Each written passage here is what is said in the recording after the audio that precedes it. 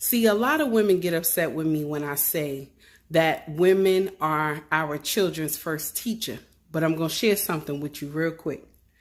See, mama, if you out there slinging that pussy, right?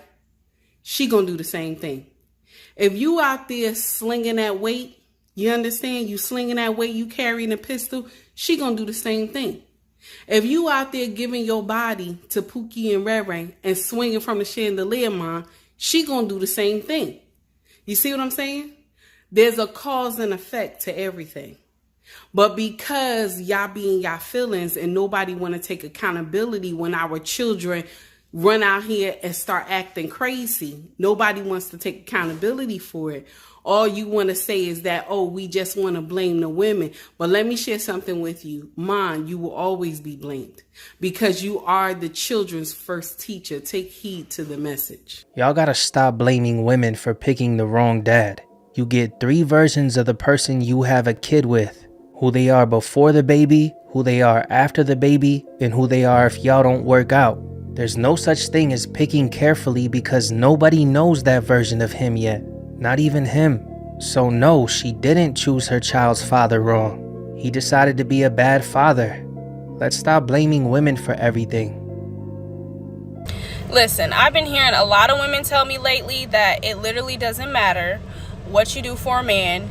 You can cook, clean, bathe him, wait on him hand and foot, treat him like a king, he'll still cheat on you. First of all, you cannot keep a man that does not want to be kept.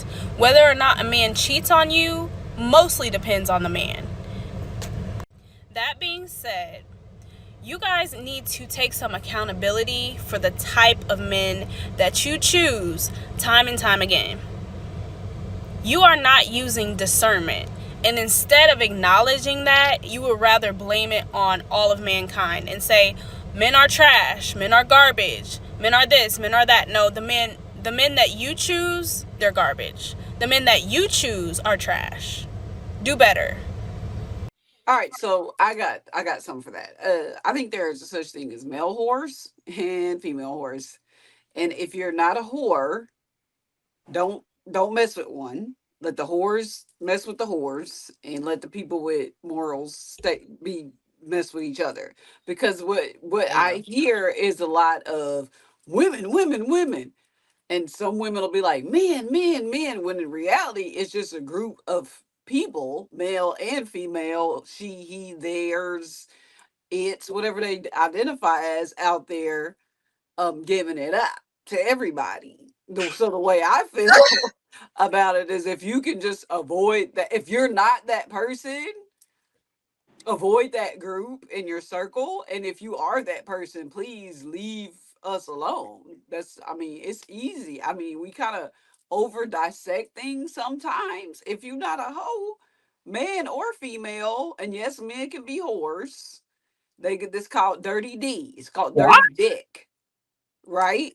You can be a man whore. You can be out here messing with everything that open their legs, and you can spread diseases. You can give women BV. There's so many things that could go on. So there's dirty dicks out here, just like there's dirty peas. So I just say, vet and get to know people and make sure and keep your foundation and your morals the same. Don't slip up because you think you like somebody. Yeah, I totally agree with what Cookie's saying. And that's all I was asking for in this conversation is just like stop blaming women for everything. It takes two, you know. And I just think that she's right. The problem with vetting is I think we're learning as we continue to have these conversations, is there really a way to truly vet? Because a lot of these male and female whores are cosplaying. That's the problem. That's the problem. When you are not showing up as your authentic self, when you're not being transparent about your agenda, whether you just are in it for something casual or something fun, and you're reckless. There's a lot of people cosplaying as people with a serious agenda. They're acting like they want to be in a relationship. They're selling a dream. They're acting like they're the conservative women that don't want to go out every night. They're acting like these upstanding men that want a family, and then you end up mixing up with people whose goals are really that, and then that's when you have all of these issues. Like she said, leave us alone. You got something to say, Cookie? Yeah, and I'm just saying, like, just to be for real, like, it's funny to me to see men get older. One thing I can say is he'd stay where he is. But it's funny to me how men get older and like, oh, responsibility and da da da da, knowing that they penis at some point in their life was coughing, dripping, and they burned somebody probably in college or when they were younger. Like, these dudes out here and these females, these young females out here doing what they want to do. And I just think that we overanalyze and over talk.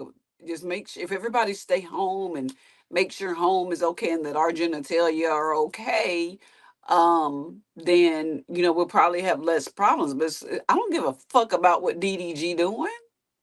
I'm just gonna be for real. But that's just me. Yeah, that's in my opinion, that's doing a disservice to our community. It's our But duty what was you as doing when you was young though? I mean, I wasn't I would say that I wasn't out being reckless. I was out being a young man for sure, but I wasn't out being reckless because I understood what all came with it.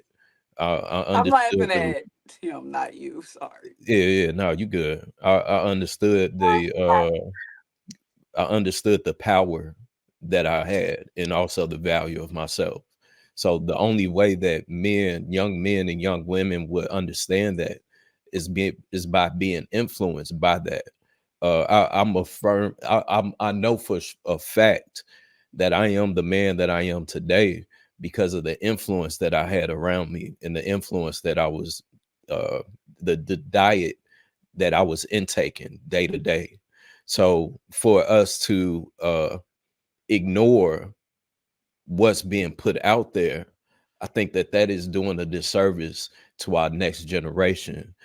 As a wise man once said, that we are the ancestors. So if we're not laying the groundwork, then who are we allowing to do it? My thing is, did we listen? Did y'all listen? I mean, can you sit here and honestly not say that there are some hypocrites? I'm not saying on this panel. Yeah, There's some no, older people out here on some bullshit. absolutely. Okay, so I that's all think that so, I'm saying. but I'm I not don't. saying it's us. I'm just saying. No, that's fair. But at the same time, even if they are hypocrites, it's still me being exposed to this information. I know that a big saying uh is the don't say do what I say and not what I do type of deal. And I think that is valuable because if I grew up in the hood and I seen a crackhead doing crack every day, and he said, "Man, don't do crack." You Don't know do what I'm crack. saying? I'm not supposed to listen to what he's saying, even though he's doing what he's doing. Like that doesn't make sense to me. So that to No, me it's easier to see the results of a crackhead, though. Like, but is we easy. It's easy to see the results of a person that has poor reproductive discipline. are you It's sure? absolutely.